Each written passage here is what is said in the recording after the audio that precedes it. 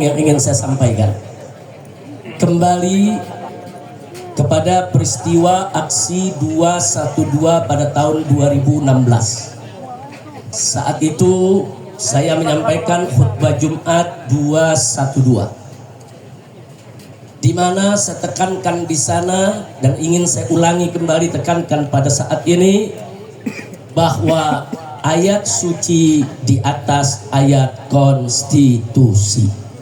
Tolong seluruh umat Islam dimanapun Anda berada, wabil khusus para mujahid dan mujahidah 212, tancapkan dalam sanubari kita yang paling dalam bahwa ayat suci akan selalu dan senantiasa ada di atas ayat konstitusi.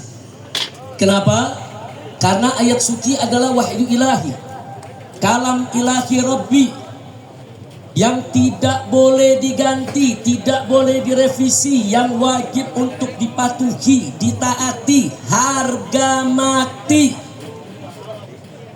Sedangkan ayat konstitusi adalah produk akal basyari, hasil musyawarah sesama manusia dengan menggunakan pengetahuannya yang wajib sejalan dengan ayat suci.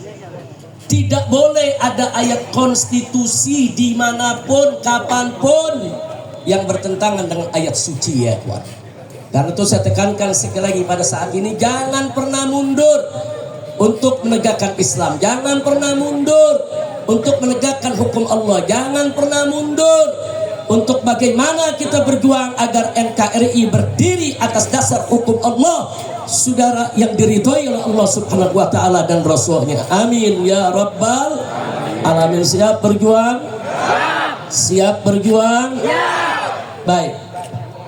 Berikutnya sesuai dengan tema bahwa reuni 212 kali ini yaitu bertemakan revolusi akhlak untuk menuju Indonesia berkah dan Palestina merdeka.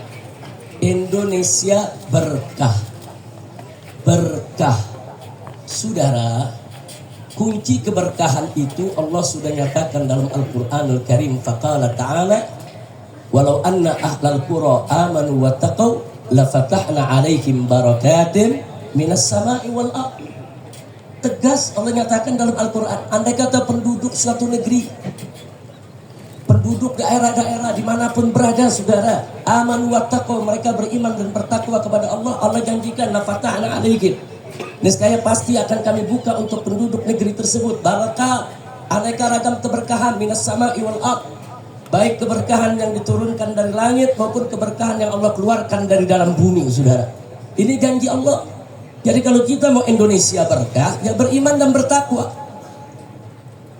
Ya beriman bertakwa itulah maksudnya kita tunduk kepada hukum Allah. Baik hukum yang berkenaan dengan pribadi perorangan, hukum yang berkaitan dengan rumah tangga, hukum yang berkaitan dengan sosial kemasyarakatan, sampai kepada hukum yang berkaitan dengan tata negara, ibadah Allah. Tunduk kepada hukum Allah. Kalau kita tunduk kepada hukum Allah, beriman, bertakwa, Allah kasih berkah.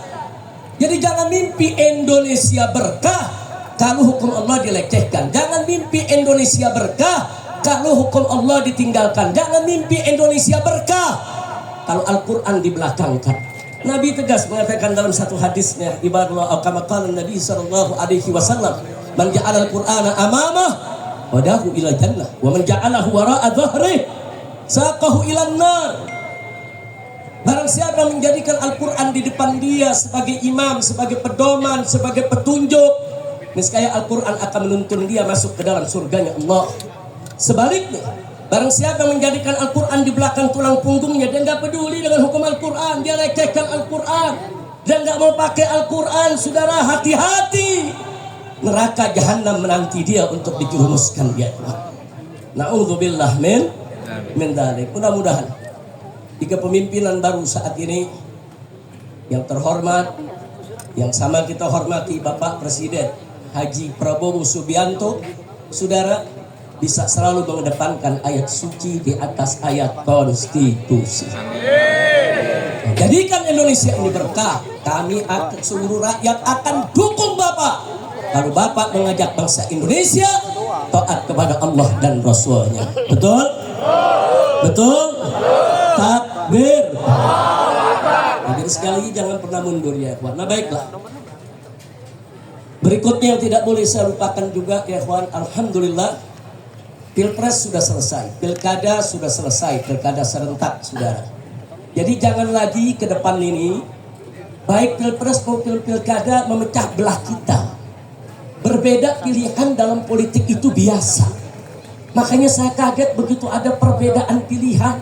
Saudara, berani-beraninya ulama dimunafik-munafikkan, disesat-sesatkan, dikafir-kafirkan. Jangan.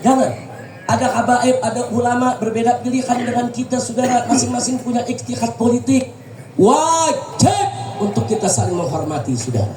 Jangan mau dipecah belah, saudara. Yang bertarung orang lain, yang dapat kekuasaan orang lain, yang dapat kursi orang lain, yang dapat uang orang lain. Tapi kenapa harus rakyat yang diadu domba, rakyat yang baku pukul, dan rakyat yang dipecah belah? Jangan mau lagi kita diadu domba. Setuju? Siap bersatu? Siap bersatu? Takbir! Tidak apa-apa, kita beda-beda pendapat, tidak apa-apa saudara. Hanya saja kita mengingatkan semua saudara di dalam memilih pemimpin. Jangan lupa jadikan Al-Quran dan As-Sunnah sebagai pedoman kita. Al-Quran dan As-Sunnah sudah menuntun kita bagaimana cara memilih pemimpin. Yang model bagaimana pemimpin yang harus kita pilih, ikuti saja. Selama kita berpedoman kepada Al-Quran dan As-Sunnah, Al-Ijma' dan Qiyas, saudara,